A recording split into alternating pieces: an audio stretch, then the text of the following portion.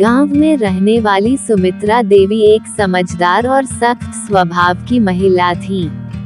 उनके बेटे रोहित की शादी सुहानी से हुई थी, जो एक शिक्षित और संस्कारी लड़की थी। सुमित्रा देवी को हमेशा लगता था कि बहुएं केवल अपने मायके के संस्कार लेकर आती हैं और ससुराल में ढलना नहीं चाहती। शादी के कुछ दिन बाद ही सास बहू के बीच छोटी छोटी बातों पर तकरार होने लगी।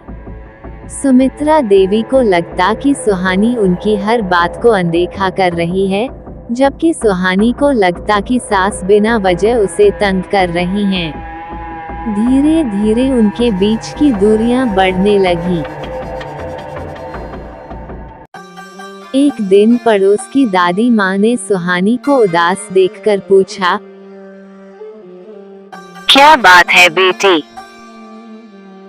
सुहानी ने अपनी परेशानी बताते हुए कहा, दादी माँ, मैं बहुत कोशिश कर रही हूँ कि सासू माँ मुझसे खुश रहें, लेकिन फिर भी वह मुझसे नाराज रहती हैं। दादी माँ ने मुस्कुराते हुए कहा, बेटी, रिश्ता बनाने के लिए केवल एक इंसान की कोशिश नहीं, बल्कि दोनों की कोशिश जरूरी होती है।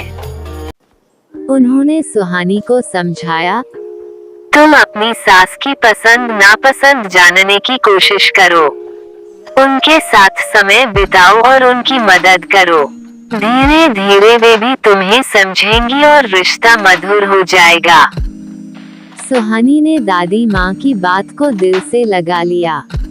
अगले दिन से उसने सासू माँ के साथ रसोई में मदद करनी शुरू कर दी, उनके पसंदीदा पकवान बनाए और उनके साथ बैठकर बातें करने लगी।